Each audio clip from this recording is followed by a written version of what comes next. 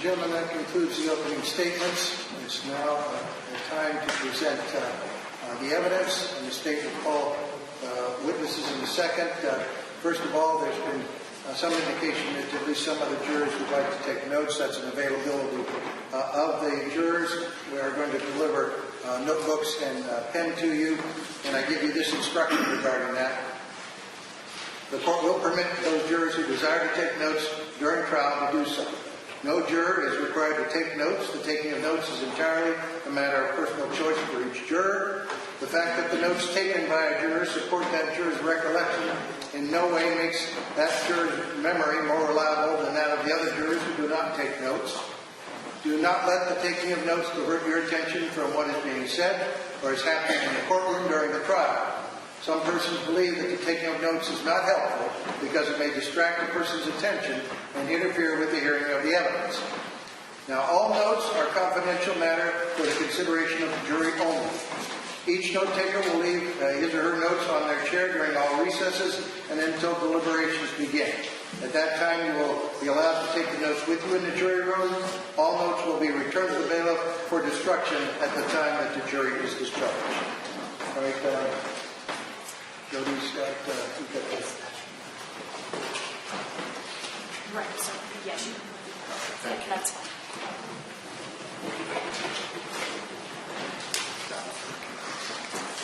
Your Honor, the first witness the state is going to call is Mr. Schrecengost. He is in a wheelchair with an oxygen tank. Is it all right with the court's permission if he is illegal to climb in his chair? Thank you.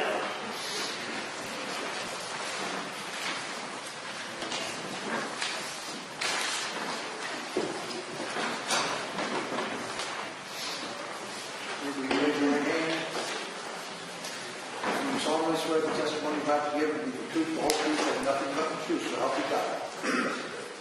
You'll have to push him right over while you do this chair. Please stay in the chair.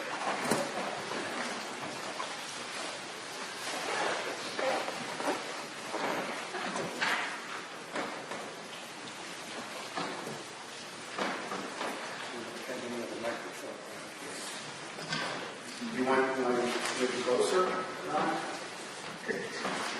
Let's see. Ask a question. See if everyone can hear. Thank you. All right, Mr. Schrecengost, we're going to have you sit right there, if that's okay. Can you speak loud enough that the jury can hear you? I will try to, sir. Okay. Or would you, I don't want to force you, but do you think you can get into the chair or not? I can make it in the chair. Okay, you need to sit. I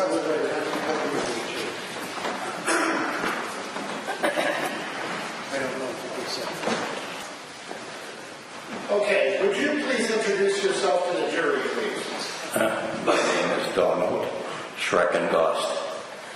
All right. And Mr. Schrecengost, where do you live right now? I live at 326 Elizabeth Street, Newton Falls, Ohio. And how long have you lived in Newton Falls, Ohio? I moved there in 1963. All right.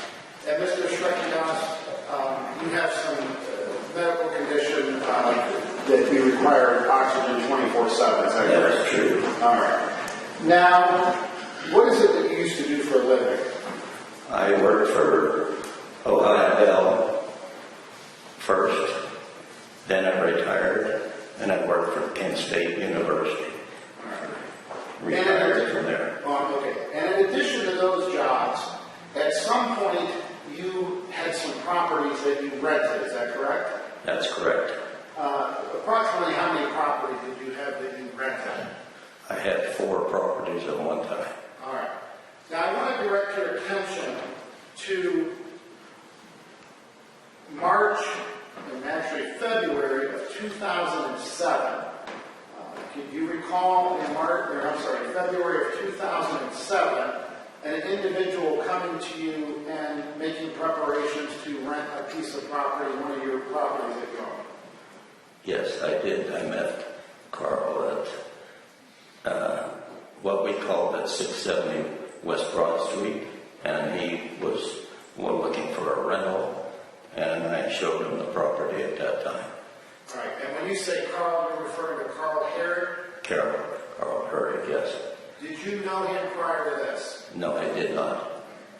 And the property you showed him at 670 West Broad Street, do you know what county that was in? That's Trumbull County. And can you describe that property for the jury? That property is a small house on it with it has a basement, it has first floor kitchen and dining room and living room together. And the second floor has one small bedroom and the bath is upstairs with a garage on the side. Now, you testified that Mr. Carl Hoerig came to you at some point in February to rent that particular piece of property. Is that correct? That's correct. What did he do to secure him having access to that property? But the day I met Mr. Hoerig out there, he looked at the property and said that he was looking for a rental, and he gave me $100 to hold it at that time. And at that time, did you give him any ability or access to get into that property? Yes, I did. I gave him the key and the garage door opener. All right. And you also kept records of the rental properties you had on sort of a called a written ledger. Is that correct? That's correct. All right.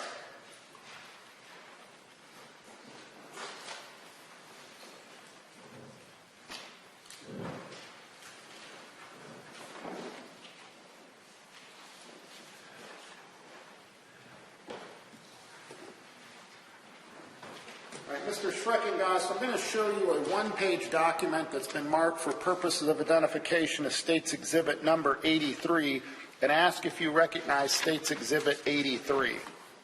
Yes, I do. All right, please tell the jury what State's Exhibit 83 is.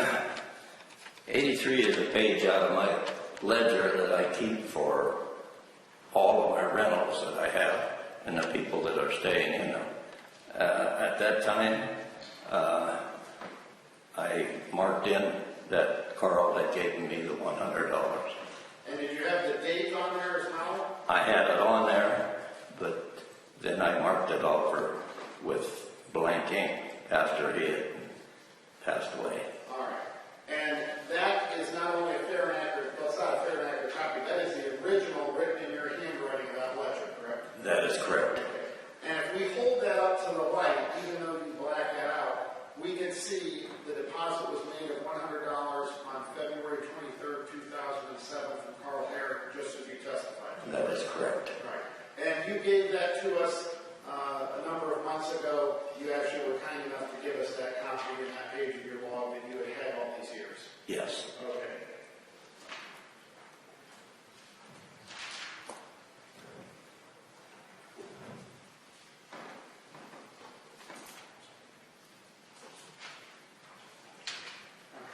Mr. Schrecengost, I want to thank you. These gentlemen may have some questions for you. Mr. Ronald. Thank you.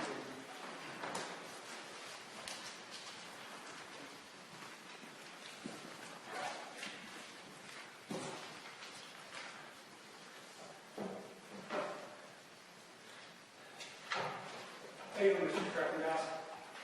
Good? Good. If you can't hear me or don't understand, just let me know. Okay, I will. So you met with Mr. Hoerig at the property on February 23rd, Yes, I did. and he gave you a $100 deposit. Yes. And you met with him then a second time. My wife at that time met with him at that time. Okay. And are you aware that you received money the second time from him? She received the money, yes. Did you record it in your ledger?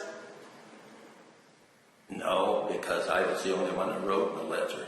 Okay. Are you aware of how much money you got the second time? It would have been $375. Okay. And why would it have been $375? That's what we charged that time. Okay. For rent. Yes. Okay. So at that point, he gave you a month's rent. Yes. Do you have knowledge of when your wife met with him? No, I don't. When you met with him on February 23rd, he only gave you a $100 deposit?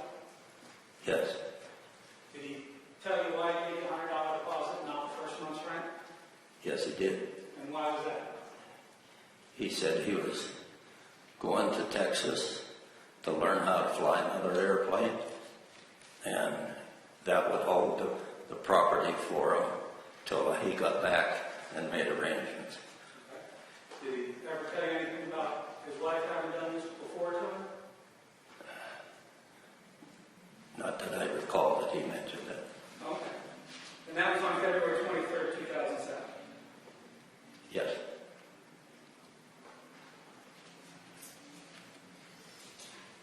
If I may have just a moment, Your Honor.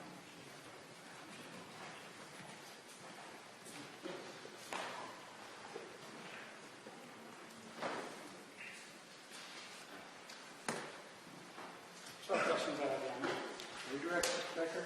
No, Your Honor. All right. You may step down. State would call Ronald Lane. Mr. Schrecengost, can I make sure that this is that what's correct spelling of the name of That's Yeah, Mr. Lane, Ron Lane.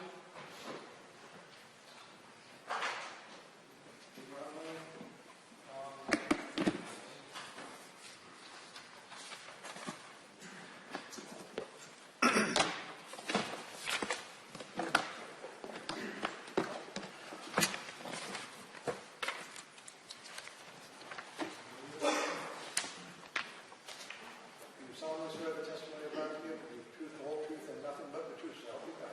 I do. Have a seat. I appreciate your name. make sure I'm recording. Ronald L. Lane, L-A-N-E.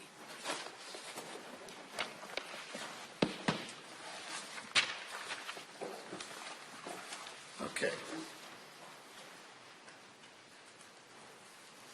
Would you please introduce yourself, Ms. Curry? Pull up that. Yeah, no, hold the microphone back for us. My name is Ronald Lane. I'm from Newton Falls. Worked on the Newton Falls Police Department for almost 30 years. Mr. Lane, when did you retire from the Newton Falls Police Department? I retired in March, the end of March in '07. End of March of 07. Yes. Okay. Now, Mr. Lane, your last month of employment at Newton Falls, you had the unfortunate experience of being called to a homicide scene. Is that correct? That's correct. All right. I want to direct your attention to March 15, 2007, and around the lunchtime hour on that date, you were dispatched to a location in Newton Falls. Is that correct? That's correct.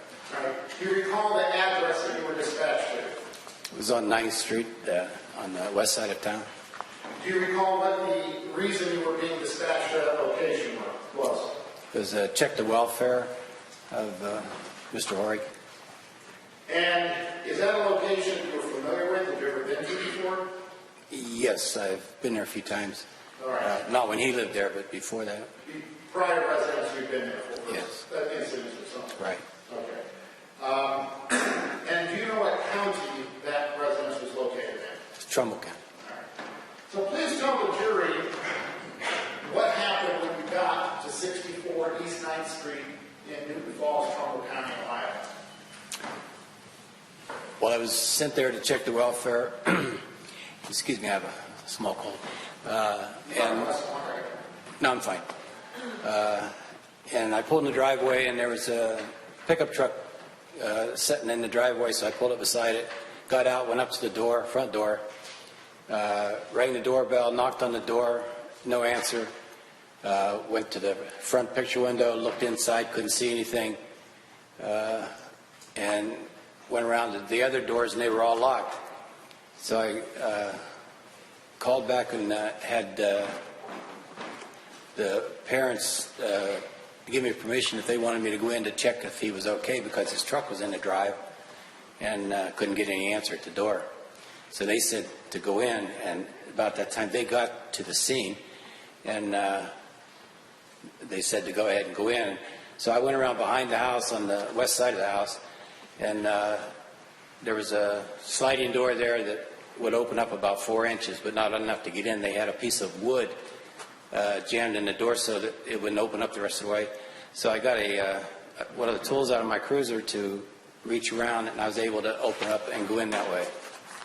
And as I walked in the back, in the sliding door, it had the familiar odor that you have when you have a deceased body in the house.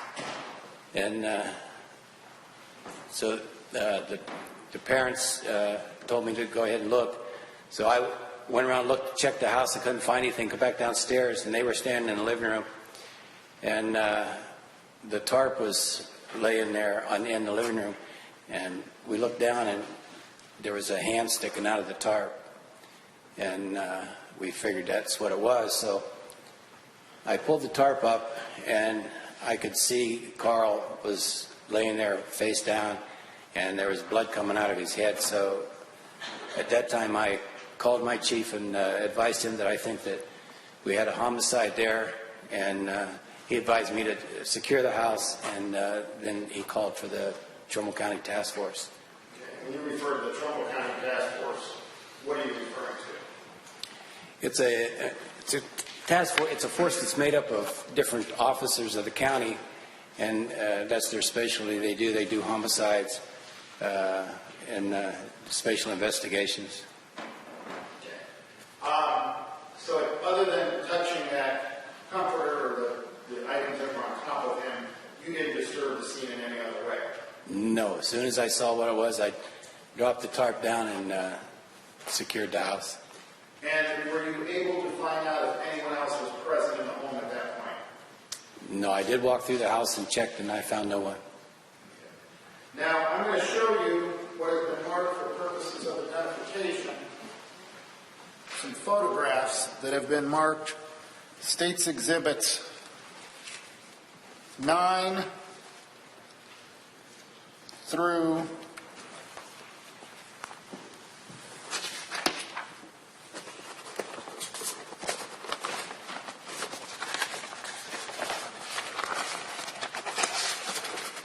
9 through 19. Let me show these to defense counsel.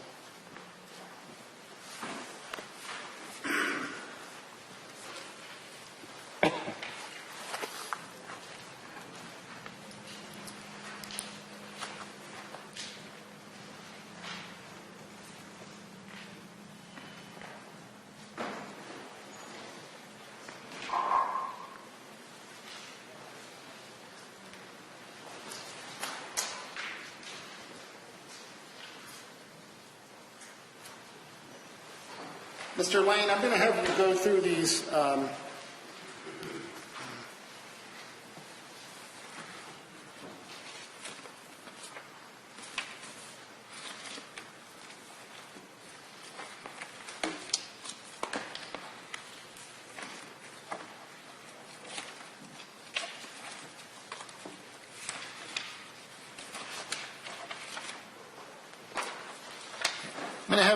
these photographs, and without saying anything, just look at all of those photographs.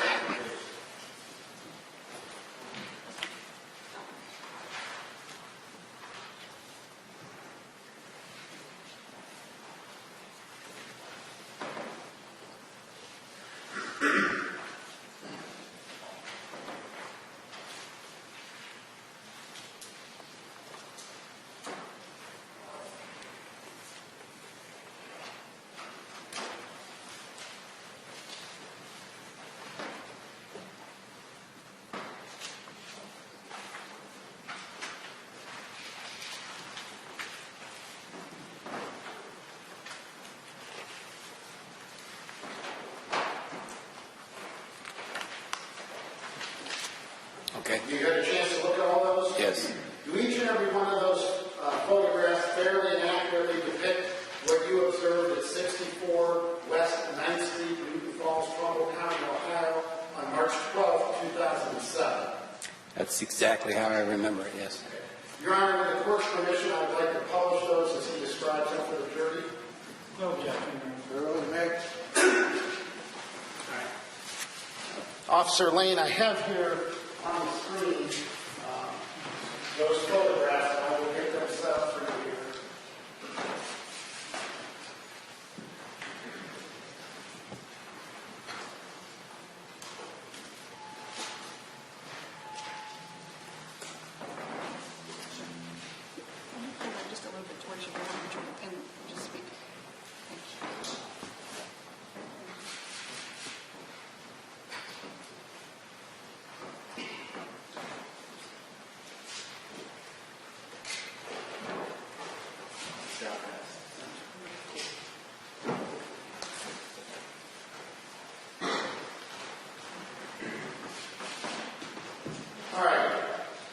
Detective Lane, we are looking at photographs that you have already looked at but are now on the screen.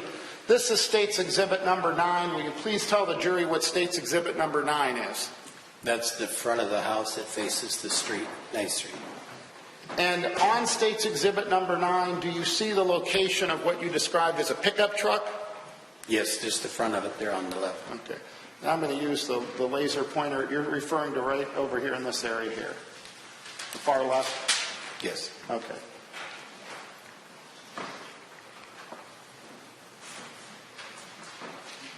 This is State's Exhibit number 10. Can you please relay what we're looking at in State's Exhibit number 10?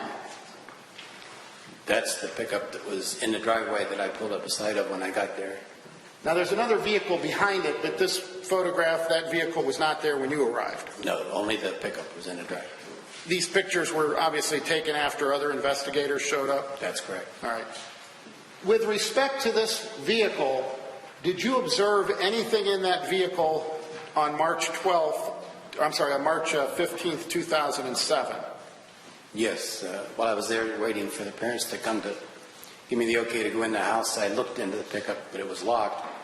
Wasn't able to get it open, and there were rifles laying in the back seat. In the back open part there was a duffel bag. At that time, I didn't go through it. I just saw the duffel bag back there laying in the back of it. Okay. But there were definitely firearms in the back, secured portion of that vehicle, and a duffel bag in what we would call the bed? Yes, and if I'm correct, I believe there was a cell phone laying in the front seat. Okay. I'm going to show you State's Exhibit 11. Do you recognize State's Exhibit 11? That's also the front of the house. That's the front door that I went to try to get in first. And got no response. No response. State's Exhibit number 12. That's the back of the house. I knocked on those doors and looked in the windows and saw nothing. Okay. State's Exhibit 13. That's on the far left is the sliding doors that I was able to get into later by taking the piece of wood out of the door. And when you talk about wood, you're talking about some people put like in the track a Yes. piece of wood so burglars can't get in? Yeah, in the track of the permanent side, they put a piece of wood in there, and then the other one won't slide. It will only go back so far. Right. But you were able to burglarize the house. Yeah, afraid so. But you were able to get in. Yes, I had a locking tool that I used to unlock cars, and I was able to switch that around. It's a long piece of iron, wrought iron. Okay. And I was able to flip it out Okay. and open it up. And that's how you gained access to the home? That's correct. All right. I'm going to show you what's been marked as purposes of identification of State's Exhibit number 14. Yes, that was right. The front door is to the left, to the right, and then the living room is straight back, and then the steps going up to the upstairs is on the left. And where in relationship to this photograph is that sliding door that you gained access to? If you would go to that back wall and to the left, it's right there. All right. And this is a fair and accurate depiction of the, I'm going to use it as a comforter or the pile of things that were on top of the body, correct? Yes, it looked like they were using it for a tarp. It had paint on it. Now, you previously testified that when you were able to get in through that back sliding door, you smelled what you're familiar with as decaying body. That's correct. All right. Was that smell evident before you even came into view of those items? As soon as I walked in the door, I could smell it. Okay. This is State's Exhibit number 15. Do you recognize that? That's also the living room. The sliding glass door would be where you would be walking into and looking at the living room from there. This would be your viewpoint as you were coming into the house through My the sliding first sight of the living room, yes. And the body that was under the comforter would be to your right. It's on the right, yeah. State's Exhibit number 16. That's the sliding door and the piece of wood that I was able to get out to get into the door. Okay. State's Exhibit number 17. That's where Carl was underneath that tape, and that was his hand sticking out there. And I believe you previously testified to that this would have been the view that you and the parents had when they went into the home. You did say his hand was sticking out. Is this the view you're talking about? Yes, but when I first got there, the hand wasn't sticking out that far, but when I picked the tarp up, it pulled the tarp back a little bit. Okay. Just the fingers were sticking out. So this is a little bit different than when you first observe it, but this is after you had lifted the tarp up and then put it back down. That's correct. It just changed, but this hand was still visible to you, maybe not as much. Right, that's the only difference. Okay. State's Exhibit number 18, do you recognize that?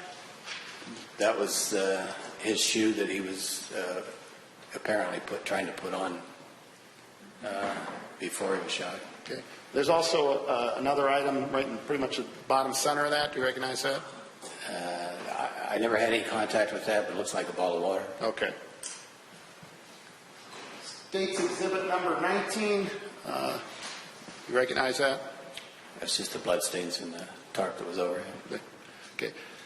All right, and I'm going to ask you again, I think you already testified this, but just to be certain, all of those photographs, State's Exhibits 9 through 19, fairly and accurately depict the scene as you observed it on March 15th, 2007, is that correct? Yes, exactly. And with the exception of the movement where the hand was when you lifted it up, that's pretty much how you observed it that day. That's the only difference in all of them, yes. Now, you said you secured the scene after that. You did not do any other searching or any other forensics or collection of evidence at that point? No, I didn't. And at that point, you would have turned it over to what you referred to as the task force for that portion of it? Yes, I called my chief and told him what we had, and he contacted the task force, and I just waited there until they got there and made sure nobody came in or out of the house. And did anyone come in or out of the house after that point? No, not until they got there. And you refer to the Task force, yes. Okay. All right, Mr. Lane, I have no further questions. These gentlemen may have some questions for you. Okay. Mr. Russo? Thank you, Your Honor. Hi. I detective.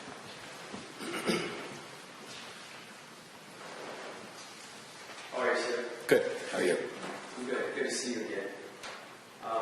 I just want to reiterate, Attorney Becker asked you that you had no involvement whatsoever in processing this house, correct? That's correct. None of the evidence at all? No.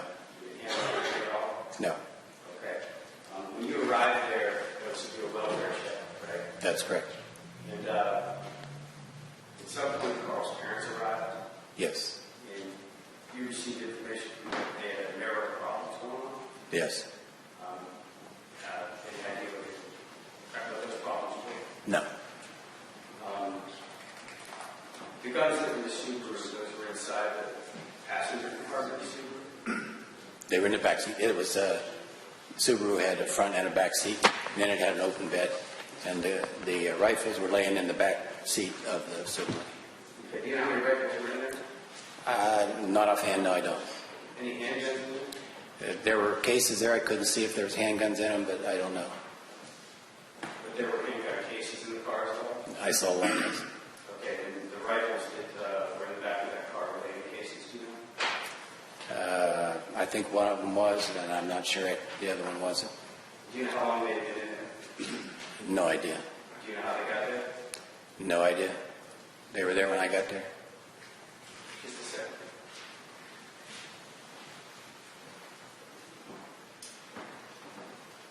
Thank you, Detective. That's all I have. Okay. Inspector Rivera? Just a few questions, Your Honor. Mr. Lane, did you have contact with anyone else prior to or as you entered that residence other than the parents? It just prior to that, no. Well, excuse me. Anyone from his place of employment? That was over the phone. Yeah, that's Yes. Yes. Telephone. Yes. He called and advised me that. I'm going to object, Your Honor. You're saying to the extent that there's hearsay being solicited. Rephrase your question. Well, it's not offered for the truth of the matter. It's offered to show why he did what he did. I don't know that unless I know what the answer is. Well, Approach the bench. let me explain it. Without telling us what was said, did you have contact with another person by telephone? Yes. the guy from West Air that he worked with. All right, okay. And you don't recall his name, do you? Not offhand, no. That's okay. Thank you. Mr. Russo, anything else? No. All right, you may step down. Thank you. Call your next witness. Thank you, Your Honor. The state would call Brian Martin. Raise your right hand. You solemnly swear the testimony about to give the truth, the whole truth, and nothing but the truth, so help you God. Yes, I will. Have a seat right there. Make sure my court reporter has your name spelled correctly.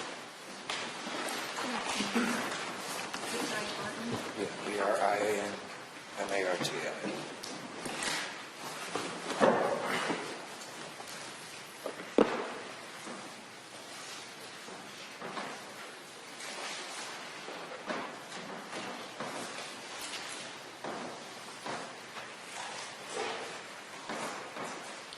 All right. Would you introduce yourself to the jury, please? My name's Brian Martin, Brian, how old are you? 49. I want to direct your attention back to March 10th of 2007. At that time, do you recall where you were working at? Part-time or full-time? Both. I worked at Cantex in Aurora, Ohio, full-time. And then on Saturdays, I helped Nancy out at Slugmasters. All right. And what is Slugmasters? Well, they're closed now, but it was a gun shop that sold guns and hunting and fishing stuff and reloading equipment. And what was your role or what were your duties at Slugmasters? Pretty much just help customers, answer You're familiar with questions. firearms? Yes, sir. All right. And Slugmasters, I realize it's closed now, but where was it located at? Right on Route 5, across the street from Lee's Appliance, Do you know what county that's in? Trumbull County. Okay. Now, I want to direct your attention specifically to one of the Saturdays, because you said you work part-time Saturdays there, correct? Yes, sir. All right. One of the Saturdays in March of 2007, and specifically March 10th, 2007, did a woman come in asking about purchasing firearms? Yes. All right. Tell this jury your conversation as best you remember and what that woman was looking for and what the conversation was regarding firearms. She came in carrying a book, the book that most guys are using for concealed carry classes, and she had things marked in her book. She had several questions. I don't remember all the questions specifically, but I tried to explain and answer her questions. Do you recall what some of the questions were? I mean, you may not remember every one, but do you remember in general or what they were about? I know she asked about semi-automatic versus revolvers, and she had some questions about ammunition. Okay. And at the time, did she indicate she was interested in purchasing a firearm? Yes. Initially, what type of firearm did she indicate or express an interest in, or did she even point to one? I remember her looking at a Smith & Wesson Model 29, which is a 44 Magnum, All right. and saying she wanted something like that. And as you were a salesman there at this time, correct? Yeah, I guess you could say that. All right. What did you tell her about a 44 Magnum handgun and using it for the intended purpose she had? Well, I asked her what she wanted to do with it, and she didn't. She said she didn't want a gun to carry, but she wanted one for protection. And I explained to her that a 44 Magnum isn't good for beginners because of recoil and muzzle blast. It's not something easy to start out with. Okay. And did you eventually get talking to her about another handgun that would have been in the store at Slugmasters? Yeah, 357 I suggested. All right. And what did you tell her about the 357? That she could shoot 38 special ammunition in it for practice, and the recoil was pretty low on that, and it was less expensive. Okay. Or she could use the .357 Magnum for defense, which had a lot more muzzle blast and recoil, but it was more effective. Is that what her intended purpose was that she told you was for defense at home? Yeah. All right. And at some point did she in fact purchase a .357 handgun? Yes, sir. Smith & Wesson Model 60. All right. Now, I'm going to ask you, with respect to these items and this purchase, Slugmasters is what we, even though it's closed, was what we call a federal licensed firearm vehicle, right? Yes, sir. And that meant that you, at the store there, before you could sell a firearm to someone, would have to do a background check on it. Yes. All right. And there's certain paperwork that had to be filled out. Yes, a 4473 form. Right. Which, if I just come to your house and buy it, Could the state kindly take down the photograph on the display? I think that's appropriate to do that, Mr. Becker. yeah, I can do that, Your Honor. Sorry.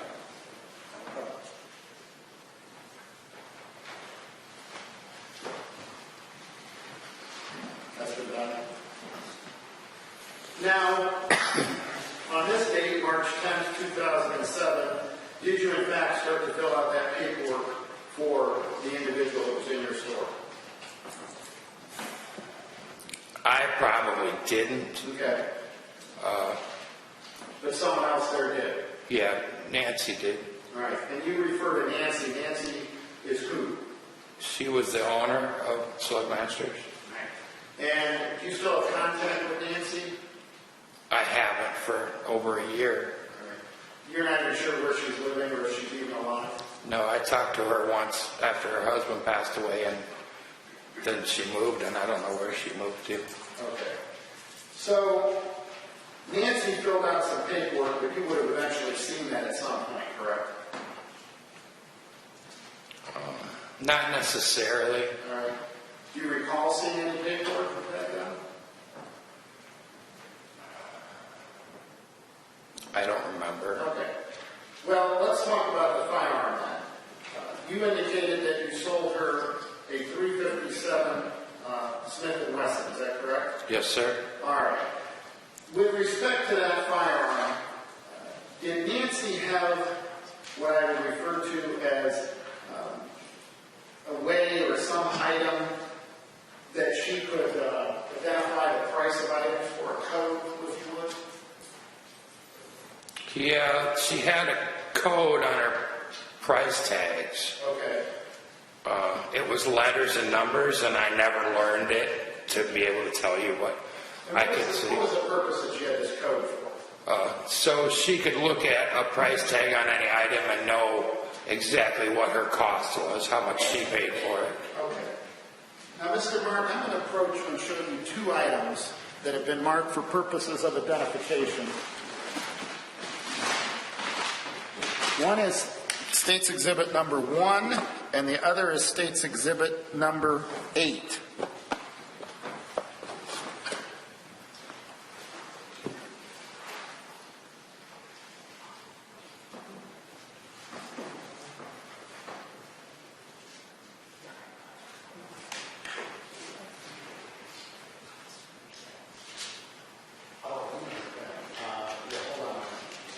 Yeah, no, I didn't know that. And maybe we got it. Yeah, can we approach real quickly? Okay. All right.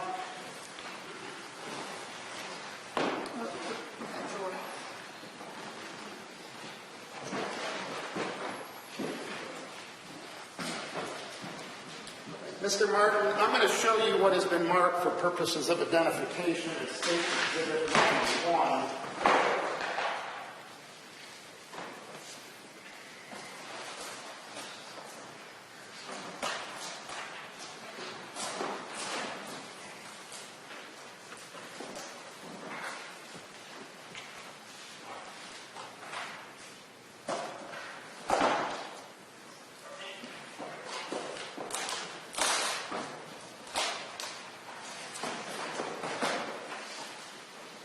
And I'm going to ask you to look at State's Exhibit number 1, and if you can, I'm going to have you very carefully make sure that that weapon is unloaded. Okay. All right. And can you tell me, is that the same or similar weapon that you sold the individual on March 10th, 2007? Yes. Okay. And why do you say that? It's a Smith & Wesson Model 60. If you have the box and the paperwork. I will show you that in a moment. Okay. So yeah, I'm going to put this down for a moment. And I'm going to show you what's been marked for purpose of identification. State Exhibit number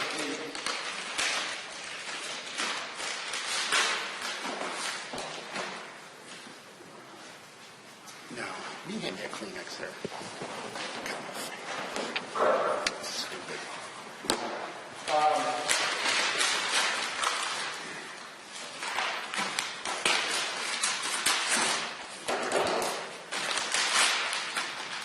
Show you what's marked for purposes of identification as State's Exhibit number 8, and ask if you recognize State's Exhibit number 8. Yeah, it's a Smith & Wesson. Okay. box. And you talked earlier about price stickers that Nancy had at Slugmasters. Yes, sir. Do you see a price sticker that would indicate that it's familiar as what Nancy used? Yeah, this orange sticker here. Okay, can you hold that up so the jury can see that and point to where you're referring? Okay. And above that are those numbers that she used to tell what her price was. Yeah, at the top is her code, which I don't know what it is, and then the bottom is the price. Okay. She- What's the price of that firearm? $530.19. Okay. Now, also on that gun case and on that box is the serial number for the gun that goes in there. Is that correct? Yes, sir. What is the make, model, and serial number of the gun that goes in that box? So Smith & Wesson Model 60, 357 Magnum, serial number CJT0901. All right. And I'm going to take that from you, and I'm going to ask that you look at, once again, State's Exhibit number 1, and tell me if you know the make, model, and serial number of State's Exhibit number 1. The light in here isn't very good. Oh, I'm sorry. Do you Can want I me use to? the light on my cell Yes, phone? yes, that would help you.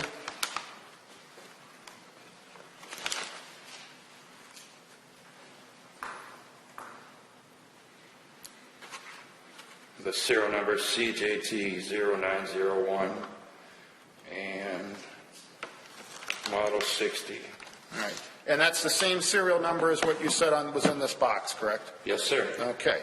All right, I'll take that from you, sir. Thank you. All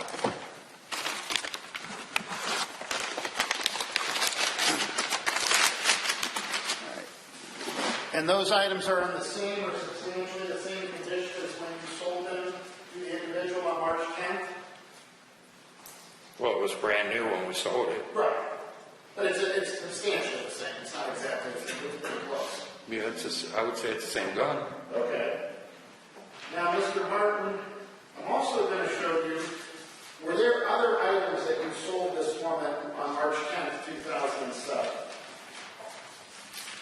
Yeah, the black grip that's on that gun now Right. isn't what originally came on it. It came with a wood grip. Okay. I'm going to show you what's been marked for purposes of identification as State's Exhibit 76. Do you recognize State's Exhibit 76? Yeah, that's the original grips that came on that gun from the factory. All right. And you replaced State's Exhibit number 1, this item, and tell the jury what exactly this grip is and what it does. This is a Crimson Trace laser grip.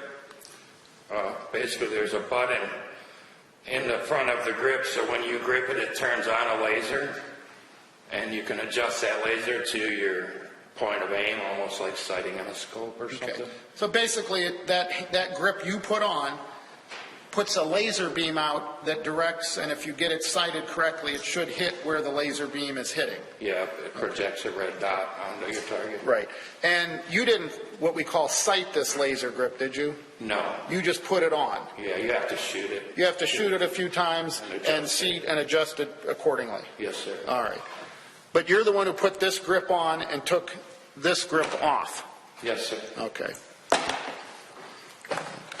Now, I'm going to show you what's been identified for purpose of identification. State's Exhibit 77.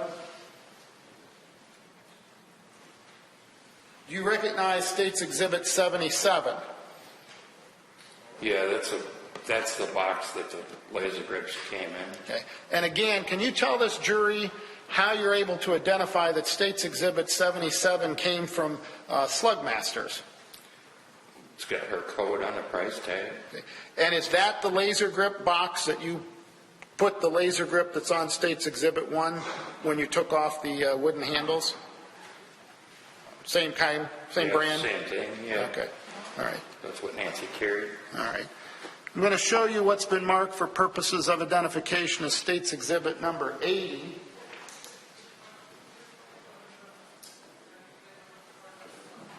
Okay, and I'm going to ask you if you recognize what State's Exhibit 80 is. It's an empty ammunition box. And what caliber ammunition is that? 38 special.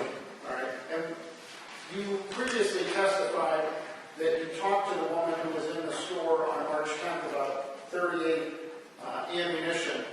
What is significant, or what can you do with 38 ammunition into that 357, which is State's Exhibit 1? 38 special ammunition can be fired in a 357 Magnum. And the reason someone would do that is why? It's less expensive and less recoil and muzzle blast. All right. And it's really just a way to practice without spending as much money. For a lot of people, yes. Okay. And State's Exhibit 80, I don't know if I asked you this or not, but you can tell that was from Nancy's how? It has the code that she used on All it. right. Would this be the same or similar to the box of ammunition you recall selling her? I don't remember exactly what brand. Or Okay. But it was definitely, you definitely sold her 38 ammunition. 38 and 357. Okay. I'm going to show you now what's been marked for purposes of identification as State's Exhibit 78 and ask if you recognize what State's Exhibit 78 is. It's part of a box of ammunition. And what caliber ammunition? 357 Magnum. And is that the same or similar to the ammunition you sold that woman on March 10th, 2007? Yeah, it's similar. I don't know if it's Exact same? exact Okay. same or not. All right. And I'm going to show you what's been marked for purposes of identification as State's Exhibit 79. Do you recognize what State's Exhibit 79 is? This is the same book that I mentioned before that she brought with her and had things marked in it and asked questions about. Okay.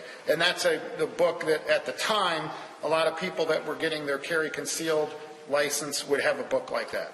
Yeah, this is the book they taught those classes. Okay. Most And of she was taking notes in that book when you were speaking to her, correct? Yes, sir. All right.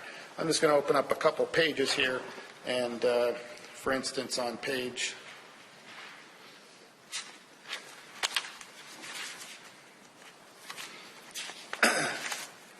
on page 12, there's some handwriting and check marks. Okay. See that? Okay. And I realize you don't know where she was writing, but there's some reviews and some notes written in there. Yes, sir. Okay. She was actually writing in this book as you were talking to her, though, correct? Yeah, and she had other things marked too that she was asking questions about. Okay. All right. And what do you recall what those other things were? Not exactly. Okay. All right.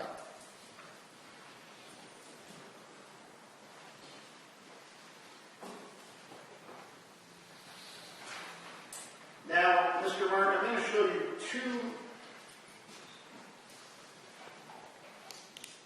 one paper exhibit. It is State's Exhibit number 81, and it is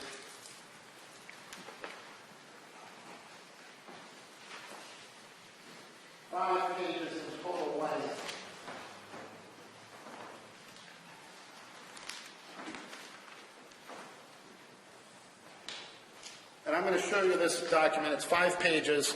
The first 2 pages I'm not too concerned about. That's a certification, the blue pages. So I'm going to ask you to look at the 3rd, 4th, and 5th pages of that document.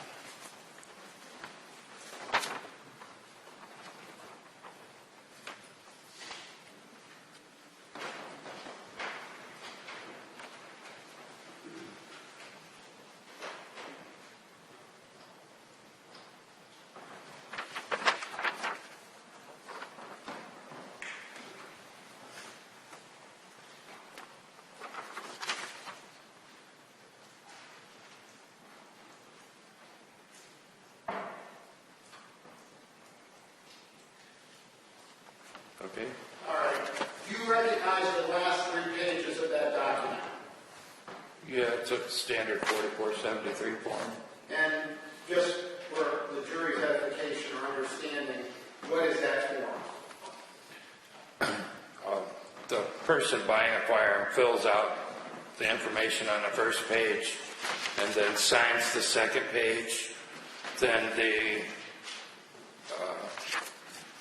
person working at the gun shop or the owner themselves call the ATF to do a background check and give them the person's information. They will tell you proceed, delay, or deny and give you an NTN number. All right. And is all of that filled out on that paperwork? Yes, sir. All right.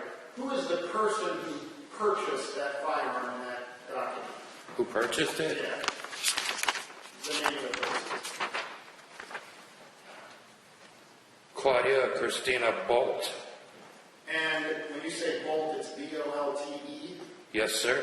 And what did she list as her home address? 64 West 9th Street, Newton Falls, Ohio, in Trumbull County. And where did she say she was born at? New York, New York. And did she say she was president of this country or another country? United States citizen. All right. And that firearm, or I'm sorry, that paperwork, does it say what firearm was purchased? Yes, sir. Make, model, and serial number? Yes, sir. And what make, model, and serial number does that paperwork say was purchased? Smith & Wesson Model 60, serial number CJT0901, and it also says it's a .357 revolver. All right. And that is the same serial number, make, and model as State's Exhibit number 1, which you previously identified, correct? Yes, sir. And it's the same make, model, and serial number as State's Exhibit number 8, the box that holds that firearm, correct? Yes, sir. Okay. Now, Mr. Martin, I know it's been a number of years, but the individual that came in on March 10th, 2007 and purchased State's Exhibit number 1 and had the book and had the 38 ammunition, the 357 and the laser sights that you put on, do you see that person here in the courtroom? Yes, sir. Could you please identify that person by pointing at them? She's sitting at the table right there. All right, please allow the record to reflect that the defendant has admitted, well, be more specific. There's 2 ladies at this table. The lady with gray hair. Okay, all right. Thank you very much. Give me 1 second, Your Honor. This witness has identified the defendant.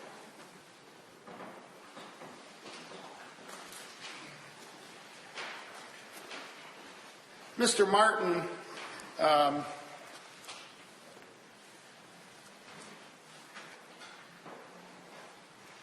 going to show you State's Exhibit 78 again. That's the ammunition box. I'll take that from you. What type of ammunition is that? It's a federal premium ammunition with a 130 grain hydroshock bullet. And what does that mean to you? It's a hollow point type bullet that's made to expand. And when you say made to expand, what do you mean? Make a bigger wound channel. All right. Causes more damage when it hits something, expands. Yes, sir.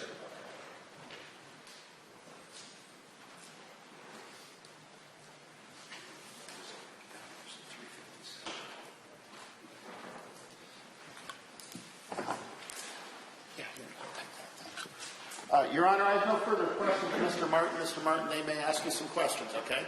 Okay. Thank you, Ron.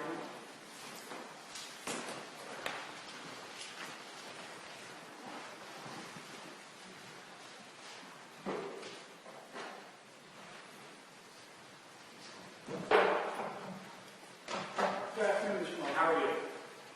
Been better? Getting better? Probably. Been worse too. Wonder out. So how long did you work at Sled Masters? I don't know for sure. I would say 8 or 9 years. Just part-time. And prior to working at Sled Masters, did you have any familiarity with firearms? It's been a hobby since as long as I can remember. Okay. So you know quite a bit about guns? Not an expert, but a fair amount. Okay. You know enough to sell guns? Yes, sir. Okay. So, Ms. Hoerig came into the Sled Master shop and started asking you questions about guns, correct? Yes. And she told you she was looking for a gun to have in the house for protection. Yes. If she had come in and told you that she was looking to buy a gun to kill her husband, would you sold her a gun? No, sir. If she had come in and told you that she was looking to buy a gun to commit suicide, would you have sold her a gun? No, sir. So she tells you she's got a gun that she wants to kill intruder, right? She said for protection. For protection, okay.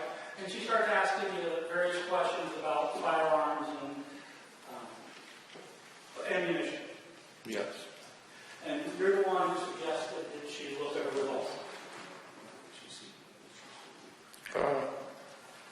Well, the first one she pointed at was a revolver, but it was a .44 Magnum. And so we're all clear when we talk about this.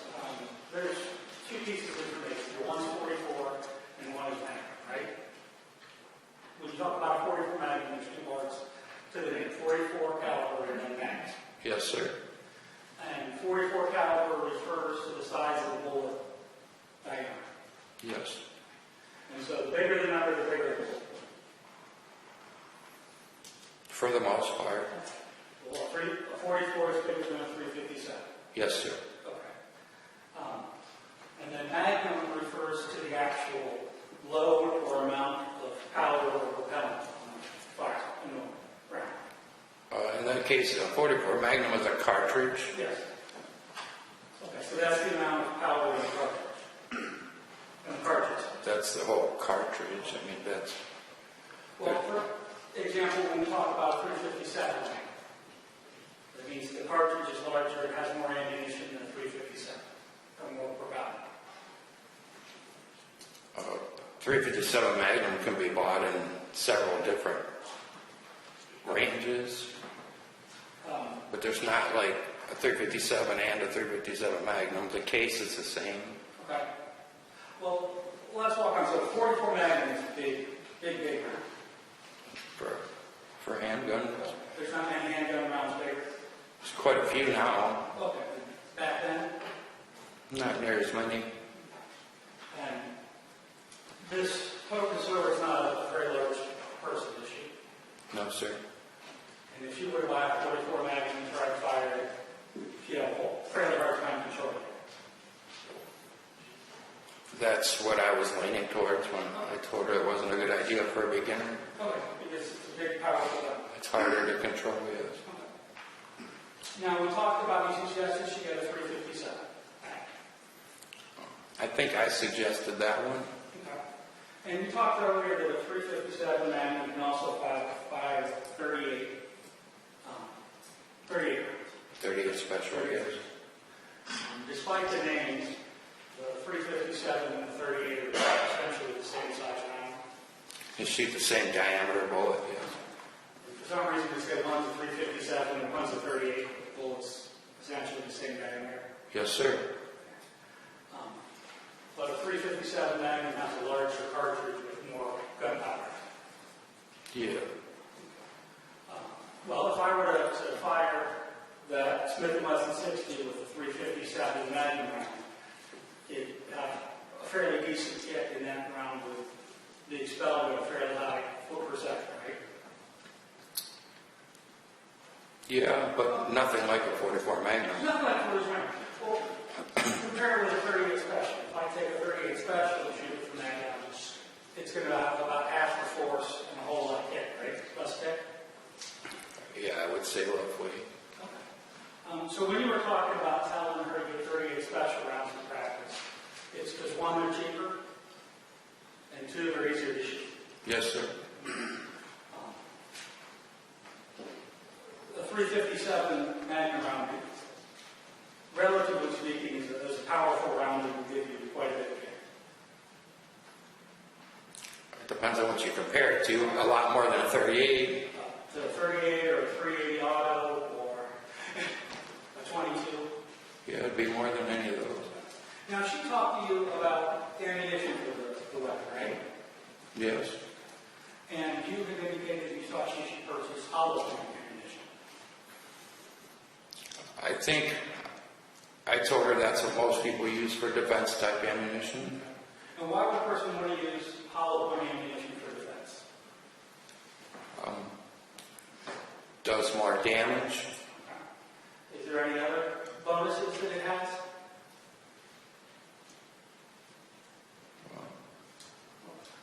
What happens when a 357 hollow, what happens to the tip of the bullet when it hits them? It mushrooms or expands into makes a bigger wound channel. Okay. That's what happens when it hits the body, correct? That's what they're designed for. Okay. But if I shoot her to the wall, what happens? From what I've read, strange things could happen with drywall, and it's not as much of a hydraulic type shock. Well, we take, for example, that 38 special ammunition. That ammunition has a solid copper round, correct? Or solid round? I think that one was a center wide cutter, which probably was plain lead. Okay, so it has a solid lead round. Yes. So if I shoot a bullet with a solid lead round to a bullet, it's going to go through the wall. Should, yeah. If I shoot a hollow point, it's more likely to stop because the head curves. If it expands, So there's another reason people like hollow points for self-defense is if you miss, they tend not to go through walls and hit neighbors. I guess I've heard that before, but I've not seen proof of Okay. it working that way. And so you showed her both types of ammunition. Yes, sir.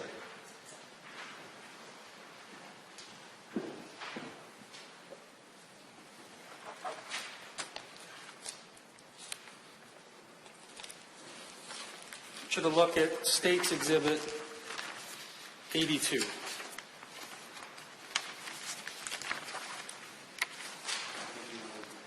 No, 81. Thought it was up there. 81. Strike that. I want you to look at State's Exhibit 81, which you looked at before, sir.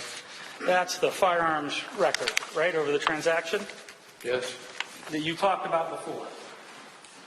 Now, have you filled one of those out before? Have I filled these out? Yes. Several. And you're familiar with how it works. Yes. So the individual puts all of the proper information down there, correct? Yes. And do they have to give you a driver's license? Yeah, you check it versus what's on their driver's license. So you check all the information as to what they have on their driver's license. That's how I did it. Okay. And there's actually a spot on that form where you write down the driver's license info. Yes. And then once you take all that info, what do you do with it? Call the ATF. Call the ATF, and what do you give the ATF? Read them the information off the paper. And what's your understanding of what the ATF is doing? A background check. Okay. And so if a person were to give a fake name, a fake social security number, lie on that form, would you expect the ATF to catch it? I thought that's what their background checks were for. Okay. So obviously, Ms. Hoerig gave the information, and her last name was Bolt. She gave her address, she gave her driver's license number. Everything checked out, and the ATF said, okay, right? There's a box mark right on that? Yeah, it's marked proceed. Okay.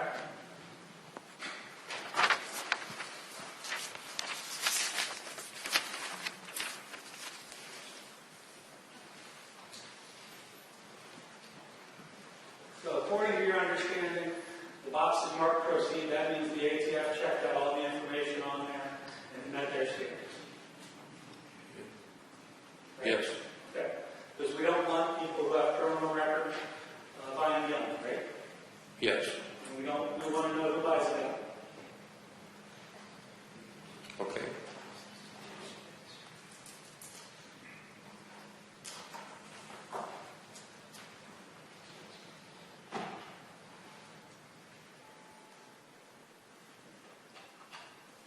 And the laser grip that was put on the gun, how did she come to ask for a laser grip, or how did that come to be? If you remember. I'm not sure. They're pretty popular. Could have been other customers talking about it. I don't remember. Even some Smith & Wessons come from Smith & Wesson with a laser grip on them.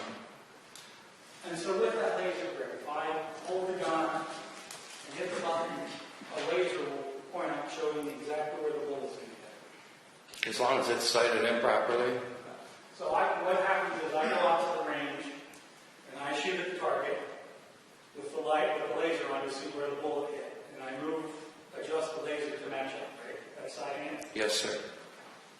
And so then that lets me be able to hit the laser and know exactly where the bullet's going to be. Yep. Okay. Now, if a person wanted to commit suicide, they could line up where the gun was going to be based upon the laser. This is going to object. This is speculation. He's asking him to speculate what's in the mind of another person. I'm not sure that this gentleman is an expert that could answer that, Mr. Premier. Well, okay. Sir, if I want to know where, with that Smith & Wesson 60 as it's set up, if I hit the button on the laser and it's sighted, it'll tell me where the bullet should go. If it's sighted in properly, yes. And how many rounds does that gun handle? That one holds 5. 5? I'll take just a second, rounds.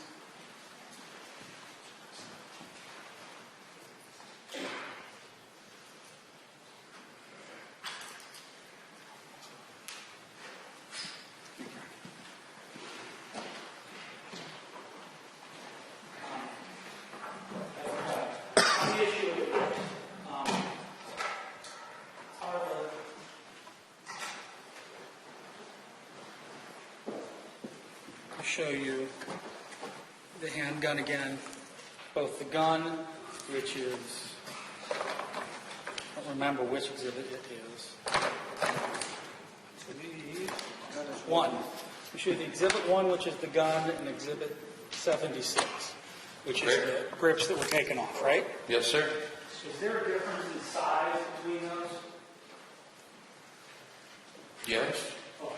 Well, the grips that came with the gun, were they for a larger hand? No, I would say they're smaller. Okay, so the actual grip you put on was for a bigger hand? Yeah. Besides changing grips to put the laser stuff on, people often change the grips for comfort. Yes. Okay. And the grip you took off was a wood grip? Yes. And what sort of grip did you put on? The one I put on was the Crimson Trace laser grip. Oh, what sort of material? It's like a hard rubber. It's like hard rubber, so it has a little more grip to it? I think so, yes. It has some texture also. It's texture rather than being just a smooth piece of wood. Yes. So all the questions I have there. Direct, Inspector?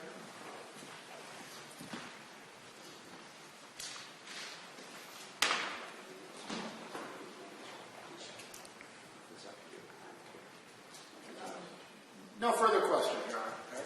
You may step down. Thank you. I will take this opportunity for our mid-afternoon break. We'll take 15 minutes. Do not discuss this case among yourselves, nor with anyone else. Do not form or express an opinion. As soon as you have your break, go back down to the bench jury room. We'll bring you up when we're ready.